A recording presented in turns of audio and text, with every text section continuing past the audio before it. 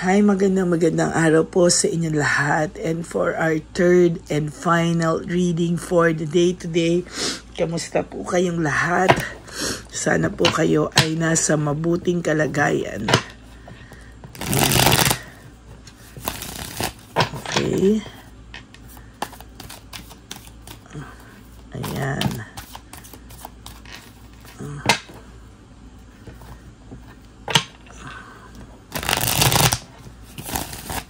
Pili po tayo ng 10. 1,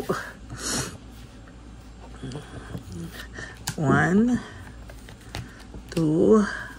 3, 4, 5, 6, 7, 8, 9, and 10.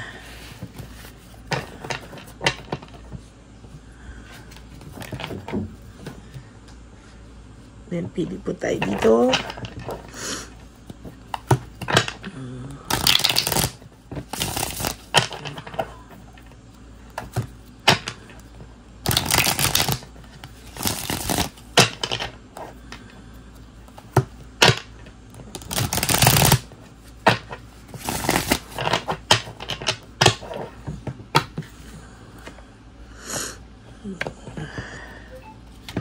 One, 2, 3, 4, 5, 6, 7, 8, 9, and 10.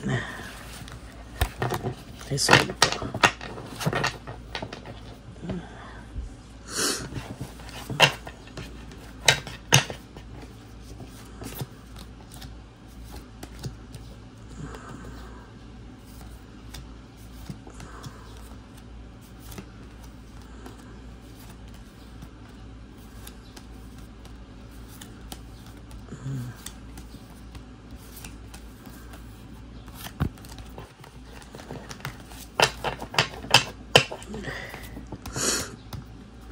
Tingnan po natin kung ano makikita natin sa third reading of the day today. Punishment and excess pride. Ang tao nyo po kahit nakakarma na ay ma-pride pa din. No? Kahit po ano po ang ibigay sa kanya ng tadhana, kahit po siya ay nagkakamalas-malas na, siya po ay ma-pride pa din. No? Wala po talaga to, no? Talagang ma-pride po ito.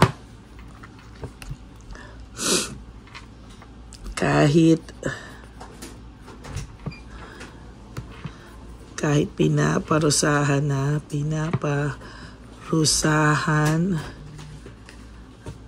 at panay karma,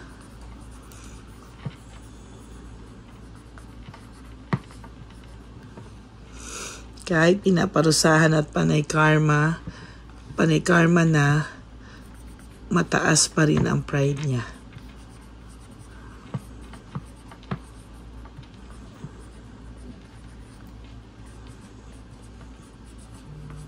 Panay pride chicken na lang po ito, no? So, nakikita ko po, no? Kahit pinaparusahan at panay karma na, mataas pa din po ang pride niya. Oh my God. No? Sana lahat ng tao kaya yung ganyan, ano? Pero hindi po lahat kaya, no? Parang tulad mo, ikaw ay isang mabuting tao, nasasaktan ka, aminado ka po sa sarili mo na nasasaktan ka. Kahit ikaw ay puno ng, ikaw pa yung nalagay sa maling intriga, ikaw pa po yung nahusgahan, pero ayan po, oh, sa totoo lang po, ikaw pa po yung ganyan, no? Diba?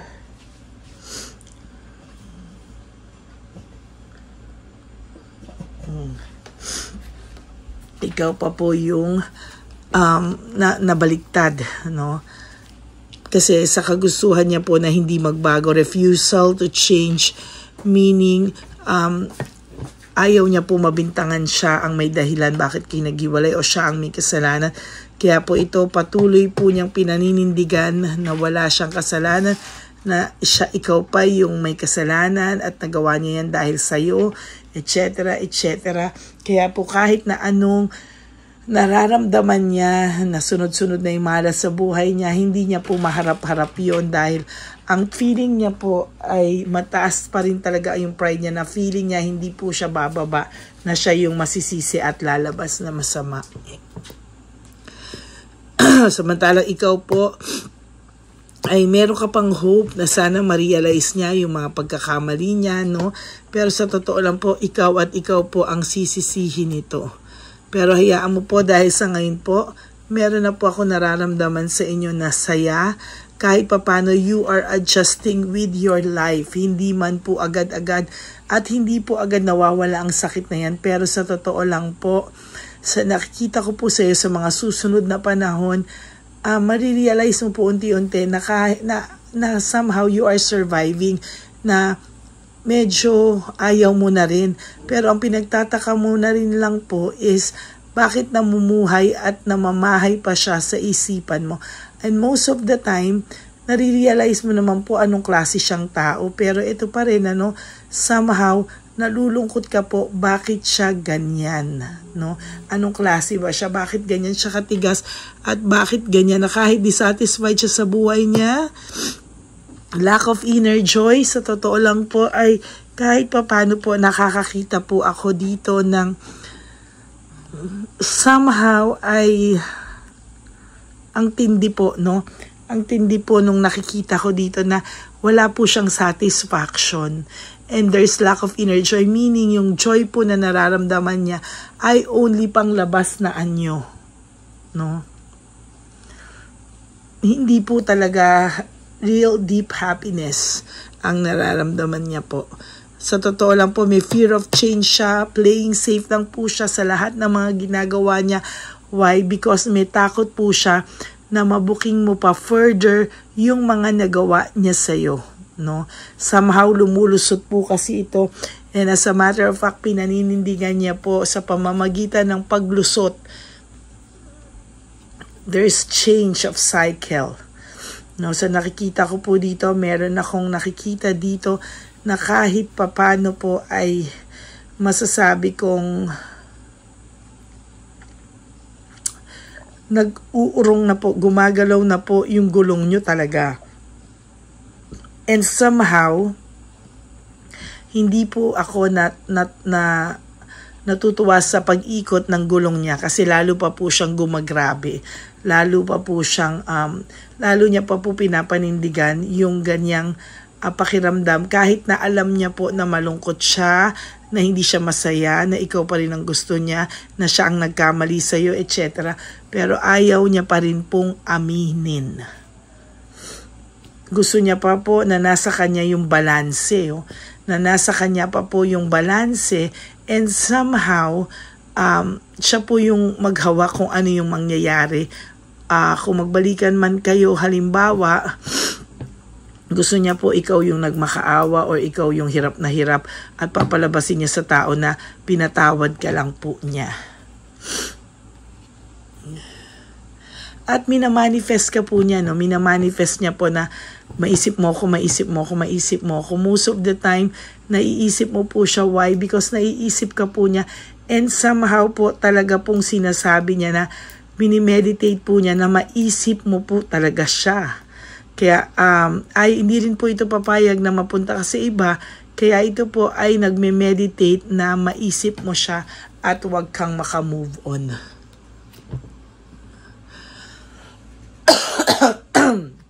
Sorry po. May separation po ako nakikita dito, no? Siya po ang nag-create ng separation, family problems, at dahil po dyan may delayed success po siya sa lahat ng nangyayari sa buhay niya ngayon. Kung aakalain nyo lang po, chill tong taong to, relax lang siya, hindi po. Deep inside po, mas aligaga pa po sa iyo ang taong ito. There's sadness, depression, and negativity. Ang tao pong ito ay nakakaramdam ng sadness, depression, and negativity, pero sa panglabas na anyo po, hindi mo po makikita. No? Ayan, oh.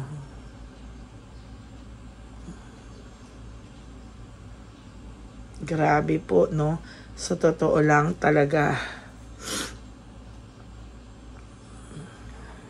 Ay, nako. Matindi po ang pride nito. Matindi sa lahat ng matindi. No?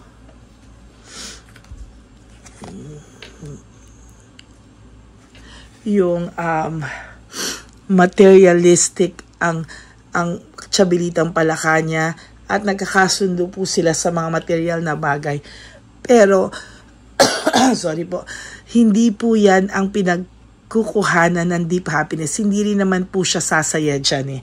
At the end of the day, lahat po yan ay palamuti lamang sa kanya. And siya po mismo, hindi niya po nararamdaman na yan yung deep happiness na hinahanap niya. As a matter of fact, kulang po, may dissatisfaction and lack of inner joy po talaga siyang nararamdaman. Kahit bigyan mo pa po ito o bigyan pa po ito ni Chabilitang Palaka, yung guilt feelings po sa kanya hindi po nawawala, no? Lagi lang pong nandyan. Ina-isolate rin po niya yung sarili niya para hindi po ito makaramdam ng pagka-guilty, no? Pagka-guilty dahil alam niya po na some of your friends or mutual friends alam po kung ano po talaga ang nangyari.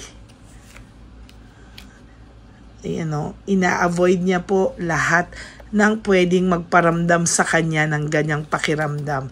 And as a matter of fact, ayaw niya pong maramdaman yung guilt feelings, yung pagkamiss sa'yo, yung panghihinayang. Ang gusto niya po lahat ay move on siya at paparamdam niya sa yung wala na talaga siyang pakialam sa'yo. But that's just a false success. Even po sa mga material things nila ng mga branded, akala mong saya-saya nila, that is just living beyond means. Meaning, marami po silang hindi nababayarang obligasyon pero panay ang alis. No? There is this insecurity and martyrdom, no? Namimiss niya rin po yung magiging martyr mo sa kanya, pag-aasikaso niya sa iyo. Ngayon, sabi ko po sa iyo, from first to third reading, lumalabas po ang insecurity po talaga ng Chabilitang Palaka sa inyo ni Shocks ay sobra-sobra po, no?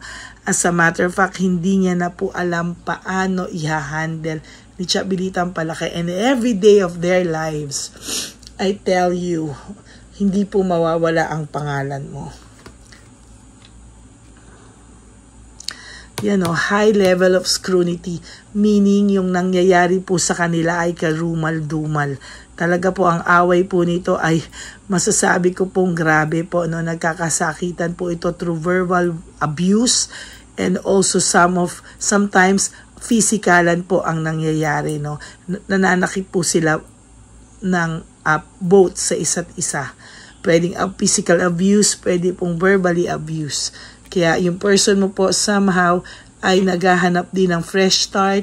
Mali daw po yung pinasok niya, pero sabi ko nga po sa inyo, matindi pa rin po kahit pinaparusahan na po ito, matindi pa rin po ang kapit nito, no? Matindi pa rin po ang pride nito at hindi po siya basta-basta magpapatalo.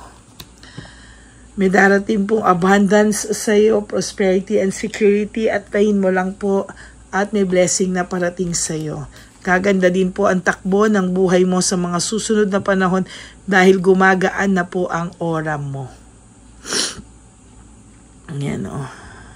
So that is your third and final reading for the day today. I hope na panood nyo po yung first and second reading bago po kayo tumalon dito sa ating third reading of the day. And of course, I do hope na napanood nyo na po yung first and second reading kahapon. Hindi ko po natatandaan kung nakapag third reading ako. Sabi po sa inyo, medyo bangag pa po ako sa gamot. But if ever, no, I'm sure meron ako kahapon siguro. First, second, and third reading for the day. Meron nga po yata. So ngayon po, bago po sana tayo tumalon dito sa third reading of the day, ay napanood nyo na po lahat ng kahapon at yung first and second reading of the day today. Maraming salamat po. If nag-resonate sa inyo, please give me a like and comment down below para po mabasa ko din po lahat ng mga gusto nyong sabihin sa akin. Maraming salamat po.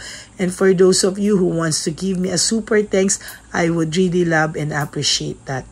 At sa lahat po sa inyo na kung gusto magpa-personal reading, you can always message me at Lady Lee Elena. That's my only official and legit FB account. Diyan nyo lang po ako pwedeng mapanood at diyan nyo lang din po ako pwedeng mapanood at diyan nyo rin po ako pwedeng makausap sa Lady Lee Elena. Sorry, not mapanood. Dito po nyo ako mapapanood sa Lady Elena. But makakausap nyo po ako sa Lady Lee Elena FB account. That's my only legit and official FB account. Okay?